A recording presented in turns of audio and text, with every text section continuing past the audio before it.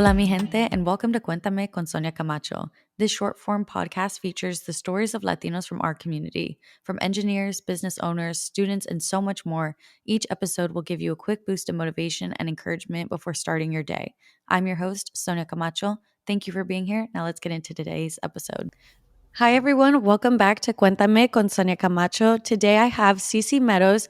She is a Chicana and Indigenous founder and CEO of Prados Beauty, a culture-forward and modern cosmetic company with a mission to make beauty more inclusive and uplift Indigenous voices. I'm so excited to have her here today. I'm going to honestly just let her take the floor and tell us her whole story, how she became a CEO and a businesswoman, and hopefully kind of inspire some of us today. I already know her bio, so I'm already really inspired, but I'm excited for you guys to hear. So, Cece, please tell us a little bit more about yourself. I'm Chicana and Indigenous, and I was born and raised in Arizona. My parents, got married super young. I'm the oldest of four kids, and my parents, just young, hard workers, living paycheck to paycheck, trying to, raise four kids. And um, they work in ag. My mom still works in ag to this day, and you'd follow the corrida, is what they call it. Like you'd go from Arizona to California and Uh huh. um, migrate kids. So I think for me it was like from a very early age, education was something that my parents constantly talked about. Like they wanted me to be a high school graduate. I was the first, in my family to graduate high school, attend college, and um, just kind of trying to create a different pathway for myself in life and really just pay, um, I want to say like homage, but just pay like my respects to the things that my parents had to go through in life to, get me to where I'm at. Mm-hmm. And, I lived in the Central Coast in Salinas, California for 13 years. And, while I was there, I did a lot of, community outreach work, a lot of volunteering with at risk youth, and doing, just a lot of community service, giving back to the homeless community. And just, I feel like my life has always been centered around like doing community work and outreach and activism and things like that. So Uh huh. when I became a makeup artist, I am a cancer survivor, and so it was during that journey that I fell in love with makeup, and um, I just used it as a pathway to help people feel and look their best when you actually didn't. Uh, Yeah. so I would volunteer a lot at like the local oncology unit at the hospital and just do makeup. And um, I ended up moving to New York with my husband and volunteered at like Ronald McDonald House and doing makeup on kids and like little Oh. events that they had. And so I always tell people that our brand Prados Beauty, it is a for profit business, but it's always centered around like community and doing for others. And so um, it's just always been my heart to give back and to amplify Indigenous and Chicano voices and the things that we go through as a people. And we live in such a tumultuous time right now, like Mm-hmm. in this country, and the things that are happening. And I have brown children, and um and then I have light skinned children also. And so it's a scary time when you have to sit down and teach your kids about the difference of how they're going to be treated, what you do if you get Yeah. pulled over, and things like that. And you ask yourself, like, well, how does that translate into creating a business and being a business owner and having a beauty brand? Well, really, it ties it all together, because you're trying to create a space where representation matters, and you're seen correctly and accurately in the beauty space, and not something that's just appropriated and kind of like a, I can't think of the word, like a oh, what's the word? I can't think of the word right now, but it's like, it's not culture appropriation, but it's like when they they use like an example for it. Oh, it's like sitting right at the top of my brain. I can't think of it right now, but um it's or stereotypical, like stereotypical, like what beauty looks like in Latinas. It's always like over sexualized. It's the hot caliente like Latina, and it's like no, Uh-huh. like we are more than that. Like we are ancestors. We're descendants of chingonas and queens, and we're beautiful. Our features, our indigenous features aren't always your Eurocentric standards of what beauty is. For us, it's the big nose and the cheekbones, and the strong jaw lines, and things like that. The dark melanated skin, and having like that story to be told of, like, this is beauty as well. That was always the reason for why I wanted to create Prados. And so um I've been doing that. I started in my daughter's nursery in 2019 when we were living in New York.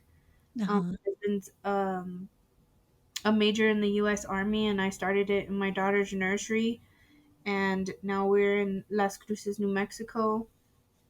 We are on, we're on traditional, Piro-manzo-tiwa land here in Las Cruces, and we have a 3,000 square foot warehouse and offices and a Oh, storefront. wow. And I have my amazing staff. And so, you grow something from, wanting to be represented accurately and to give back to your community, but to grow it into what it is now, and create jobs and opportunity, and allow them to help me grow my brand and my business, so that they can look back, you know when we're a huge brand and all the retailers, and be like, I helped do that. Like that to me is that's important. What is some of the pieces of advice that you wish you knew before starting your business and helping others? What are things that you wish you knew that you can tell for some of the listeners who may be out here, really inspired to make that leap and start their own business and follow their dreams? But what are things that you think might really help the rest of the community? I always tell, when I'm giving advice about, someone who's going through a life journey, trying to figure out like who they are, and who, what they want to do with their life. And I always say, you can't take shortcuts in the work of loving you. And so the moment that you're able to take the time to love yourself and figure out like who you are as a person, then, sky's the limit. You figure out, that your self-worth, your voice, your presence, your thoughts, your your dreams and stuff, they all have a purpose. And so I always tell people who are always on the cusp of like starting a business, like, I don't know. And it's just like, do you want to be like 80 years old and look back and just be like, I could have done this? And never, you never want to question or have that shit, what if, woulda, coulda, shoulda. um, Yeah, just go for it. And the worst thing that could happen is, you fail. And 9 times out of 10, that doesn't happen, because failure is, a perspective of what you feel is failure. um it doesn't necessarily mean that it's failure. It's just, what your perception of failure is. And so, um to the girl who's thinking about starting her own little independent beauty brand, do it. Who's thinking about, starting a restaurant, opening a restaurant, or you know getting a elote cart, like, do it. Like, sky's the limit. It starts small, but you never know what it can turn into at the end of the day. And so, my grandmother always used to tell me in Spanish that anything done with heart and purpose can never go wrong. I love that. That's a really good quote. I know, I freaking miss her. I miss her a lot. So Oh, I always carry these words with me, and I have a picture of her on my desk, and I look at her every day. I'm her namesake, and I'm her legacy. And so you want to always try to create things that, are in honor of them, but you take it a step further and you do more than what they were able to do. But always do it humbly and with love. And so I think that that's who we are as gente, as people. I'm mhm. always so proud of my culture and who we are as people. And um to come from two very diverse backgrounds and two diverse races, but always um always embedded with that love of culture and of your people and your story and where you come from and where you're going, like that orgullo and like that pride that you learn at a really young age. You you know they, they teach you to tiptoe around it because you have to fall in line and be respectful and sometimes be timid in business, but it's like, no, when you're surrounded in a place where you're the only one in the room that looks like you, like there, you can't have that. You have to you know let them know that you belong there too. And so I always tell girls and that I mentor who are business owners, stuff like that, when they go into boardrooms or they're going to pitch their business for funding and things like that, it's like you want to walk out making them feel like that's the next big thing, because that's truth walking right there, that's representation walking there, and you'd be a fool if you didn't invest in that business. And so that comes with, like I said, just knowing who you are and knowing your worth and where what your place on this earth is. I love that. And that was just so many good words of advice and encouragement. And I hope everyone feels super motivated after listening to this episode. I'm going to have all of Cece and her brand links on this episode so you can find them there, connect with her, go support her brand. It's so amazing to have you here. Thank you so much for sharing your story and giving us this space to uplift you and your brand. I will see you guys on the next episode. Bye, guys. You. Follow the podcast on all social platforms at Cuéntame con Sonia Camacho.